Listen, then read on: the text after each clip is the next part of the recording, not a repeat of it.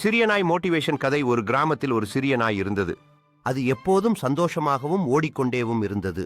ஆனால் பலரும் அதை பார்த்து சின்ன நாய்தான், இதனால் என்ன ஆகும் என்று கிண்டல் செய்தார்கள். ஒரு நாள் கிராமத்தில் பெரிய பந்தயம் நடந்தது.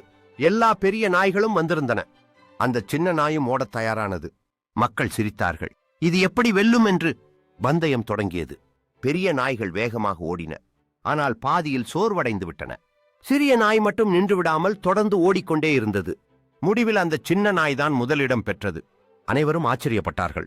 அது தலையை தூக்கி என்னை நம்பவில்லை, ஆனால் நான் என்னையே நம்பினேன் என்று சொன்னது. கற்றுக்கொள்ள வேண்டியது, நம்மை யாரும் நம்பாமல் இருந்தாலும் பரவாயில்லை, நாமே நம்மை நம்பினால் பெரிய சாதனை செய்ய முடியும். இது போன்ற கதைகள் கேட்க ஜெரால்ட் சபிதா சேனல் சப்ஸ்கிரைப் பண்ணுங்க பிள்ளைகளே. உங்களுக்கு அப்பா பிடிக்கும் என்றால் சப்ஸ்கிரைப் பண்ணுங்க. அம்மா பிடிக்குமா அப்படின்னா லைக் பண்ணுங்க. நன்றி.